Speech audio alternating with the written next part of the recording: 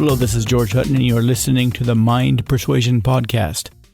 Today we continue our study of Tung Fu, the art of interconversational reframe. For more information on the entire guide, please visit mindpersuasion.com/tung-fu. Our first objection for today will be this relationship equals good.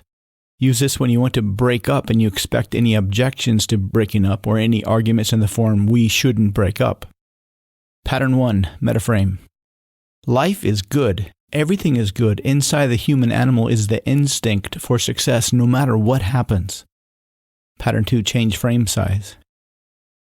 What you think is good is really limiting. I don't want to suppress your potential for real happiness.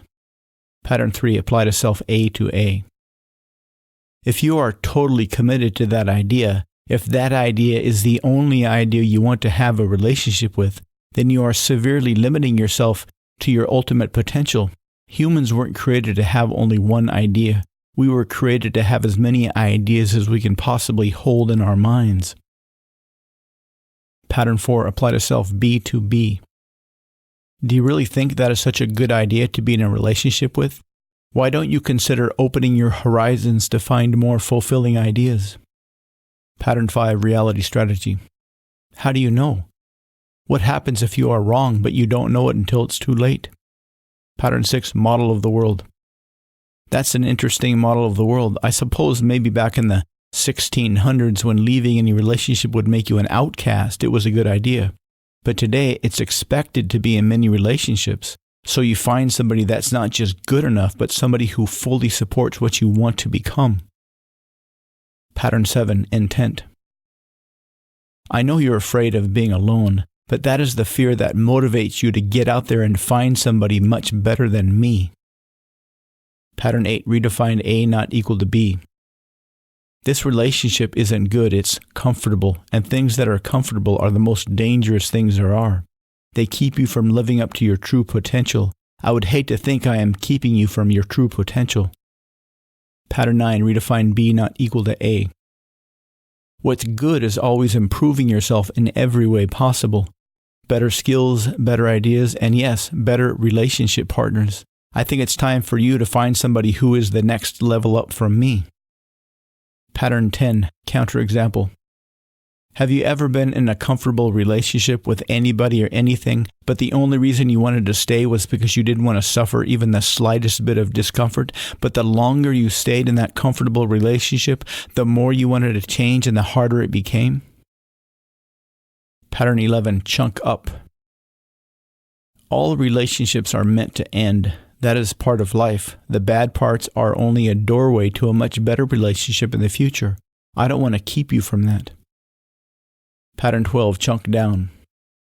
What specifically do you find in this relationship that you can't find a much better version of in somebody else? Anybody will become comfortable after a while. Pattern 13, metaphor. Imagine if Africans of 300,000 years ago were afraid of change. We'd all still be living there and using 100,000-year-old technology. Humans never would have even discovered agriculture and we'd still be chasing animals for food. Pattern 14, another outcome. Whether you feel this relationship is good isn't really the most important thing. The most important thing for you is not to let this comfortable situation keep you from achieving your true purpose in life. Pattern 15, consequences. If you hang on to what is comfortable, you'll never really push yourself to the greatness I know you're capable of. Pattern 16, hierarchy of criteria. I know you want a comfortable relationship with somebody you feel comfortable with, but isn't it much more important to find somebody that pushes you, that motivates you, that wants you to achieve true greatness? Pattern 17, take it to the threshold. So you're saying that everybody on planet Earth should get married and never even consider leaving the first person they ever had a conversation with? That would be horrible. Pattern 18, reverse presuppositions. How can being in a good relationship in this point of your life be the worst thing possible in the long run? Our next objection is not handsome equals not attractive. Use these patterns to get rid of any beliefs or objections that to be attractive in general, you must be attractive physically. This is best used on ideas you have about yourself. Remember, if you believe something about you, everyone else will believe that about you as well. Pattern 1, metaframe. For how long? Physical attraction is very fleeting. Pattern 2, change frame size. Most people are only physically attractive at the very beginning. Nobody is attractive once they become familiar. Pattern 3, apply to self A to A. That's not a very attractive idea that physical attraction is all there is to somebody. Pattern 4, apply to self B to B. What's not attractive is thinking that attraction is only physical, or that it doesn't involve intellect or emotional flexibility, or how to simply sit still with somebody and stay silent. Pattern 5, reality strategy. How do you know? How do you measure physical attraction? From how far away? Pattern 6, model of the world. That's an interesting model of the world. I guess blind people can never fall in love. Pattern 7, intent. The only reason you're saying that is to protect yourself from getting to know somebody really well, which means you'll have to be really open to somebody, and that is really scary. But since I'm not classically attractive, my emotional skills are much more practiced, so you'll be safe with me. Pattern 8, redefine A not equal to B. Physical attraction doesn't create romantic attraction. Physical attraction creates lust, which creates disrespect, and that's the opposite of romantic attraction. Pattern 9, redefine B not equal to A.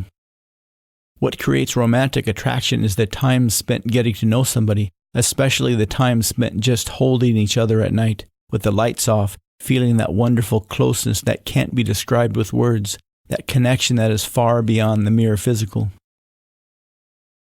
Pattern 10, counterexample.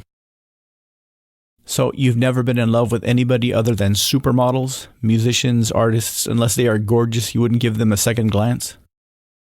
Pattern 11, chunk up. When you think about it, the greatest physical attraction comes after you first are romantically attracted, which can't really happen with purely physical types. Pattern 12, chunk down.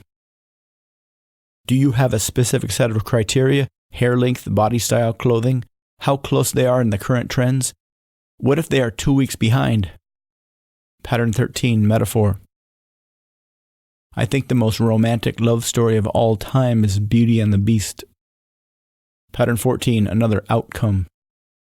Whether or not you create romantic attraction with somebody is of course the ideal, but along the way, in meeting and dating plenty of people, it's the wonderful process of getting to know a variety of people and the massive increase in self-confidence and self-esteem that comes from that. Really, it's all about living life and growing as a person that's important. Pattern 15, consequences. If you can only fall in love with people that are instantly gorgeous, you'll have to keep switching partners every few years. Pattern 16, hierarchy of criteria. The more important thing of any relationships is emotional depth of character and how well you experience life together. That has absolutely nothing to do with physical beauty. Pattern 17, take it to the threshold. So where do you usually go to meet people? Model agencies? Pattern 18, reverse presuppositions. How can somebody be more romantically attractive the uglier they are? I'm George Hutton. Thank you for listening to the Mind Persuasion Podcast. For more information, please visit mindpersuasion.com. I look forward to speaking to you again soon.